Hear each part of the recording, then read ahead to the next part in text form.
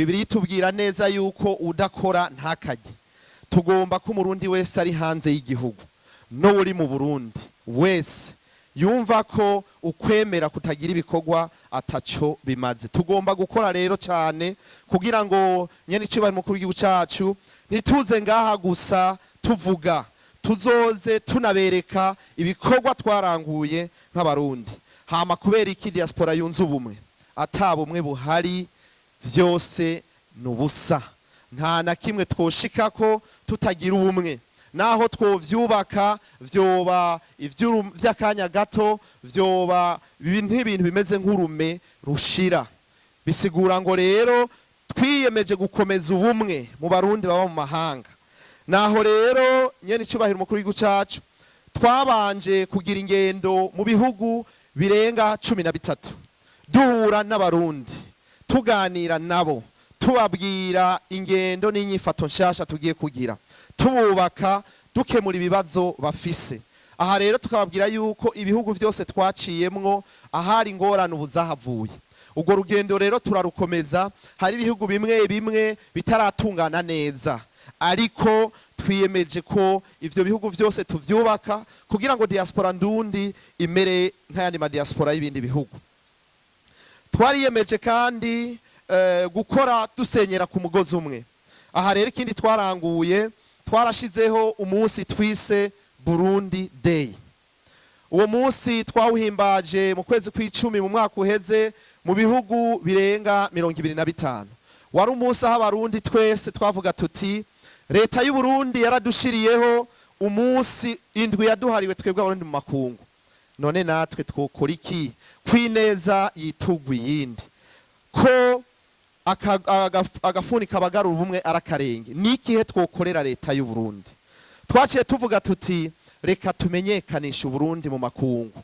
Uyu munsi tuwuharire Uburundi mu makungu, aho abarundi bose mu makungu bahura bazananye n'inshuti zabo kugira ngo tuyage ivy'Uburundi, ivy'imico n'akaranga, kugira ngo tuyage, twongere tubigishe, tubamenyesha ko kigeze, kugira ngo bazane imitahe yawo wongere bagiterere.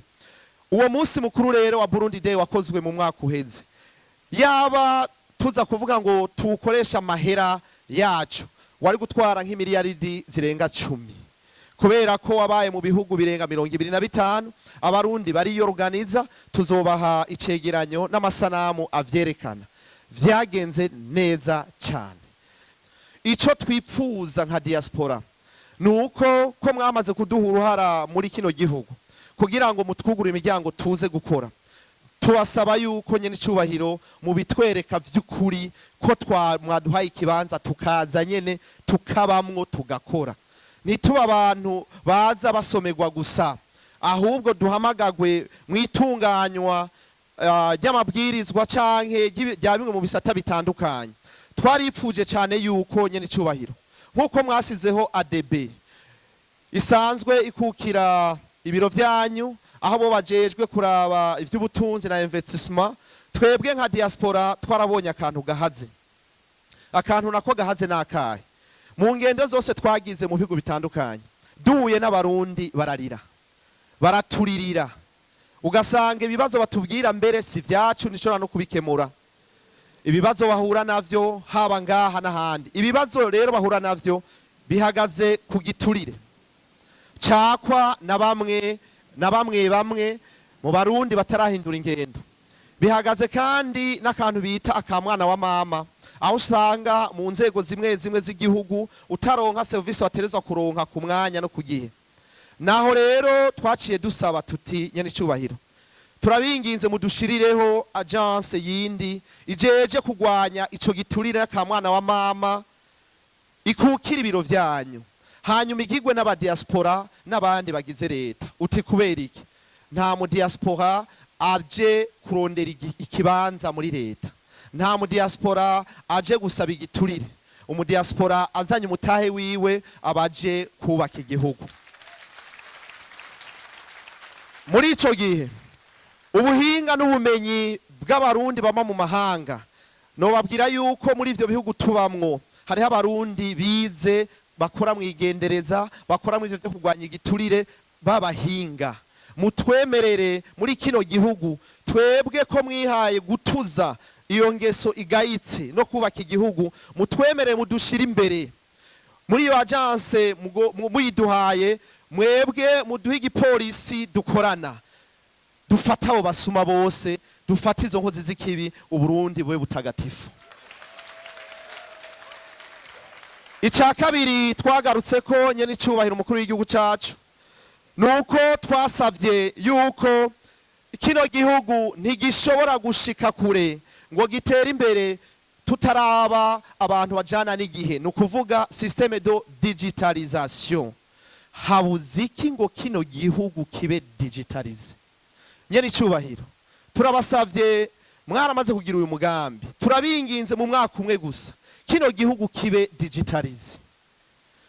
Uburyo butahari canke bidashoboka, mutwemere Diaspora mudushira imbere, dufise abahinga, dufise ubumenyi, dufise n'abandi bobikora, n'ubwo buryo twona bumobiriza tukabikora kugira ngo twirinde ivyo vyose tuhejeje kudondagura. Nitwo tuzigiturire, nitwogwanya kamwana wa mama kino gihugu kitari digitalize, vyoguma hari amanyanga. Mutwemerere navyo nyene mubishire mu imigambi yihuta y'igihugu kugira ngo igihugu gitangure kugira akamoto kayambona kazoza.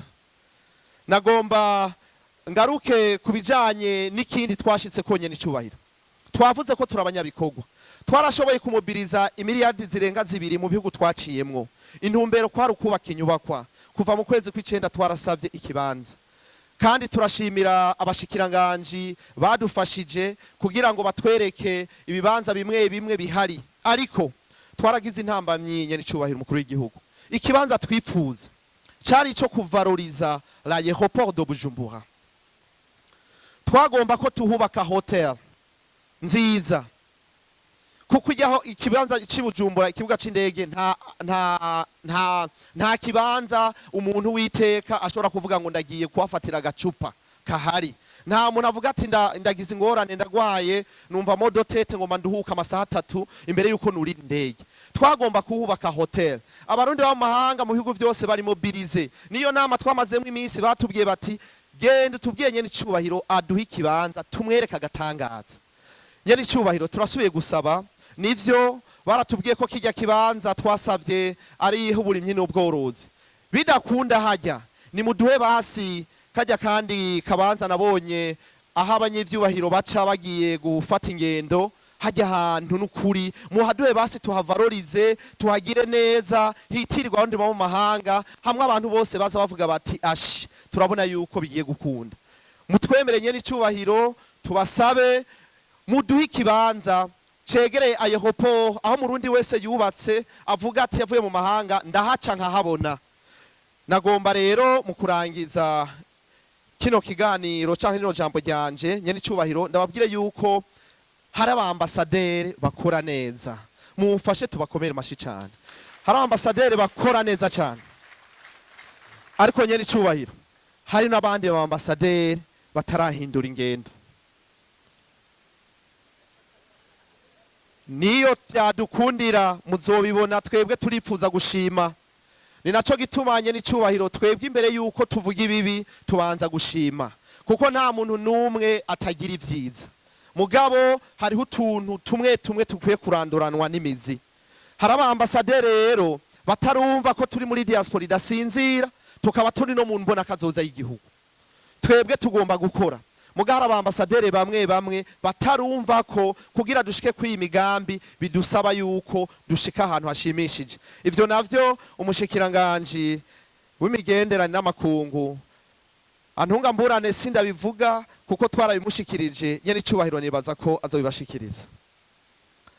Hanyuma hariho n'abarundi rero baba mu mahanga bahura n'ibibazo, ukibaza uti hariho ubuserukizi canke nta buhari. Umurundi agahura n'ikibazo ntitubone n'ijambo ry'ihumure ry'umuserukizi. Nyene icubahiro abo bambasaderi babaserukira, turakwinginze nk'uko mwabikoze ubwa mbere, mwari mwabasavye ko bagira amanama n'abarundi b'amahanga. Turabashimira benshi barabikoze, ariko hari n'abandi batabikoze. Turazi neza yuko muri ivyo bihugu nyene nko muri Afrika y'Epfo ku mwaka ku kwezi kumwe arashobora gupfa abarundi bagera kuri 5-10 bishwe barashwe babasanze ku buzi. Mugabo ubuserukizi tukarondera n'ijambo buvuga tukaribura. Ubuserukizi tukarindira yuko baza no kuvuga no kwentervena bikabura. Turifuza yuko abaserukira igihugu boba abaserukira igihugu vy'ukuri.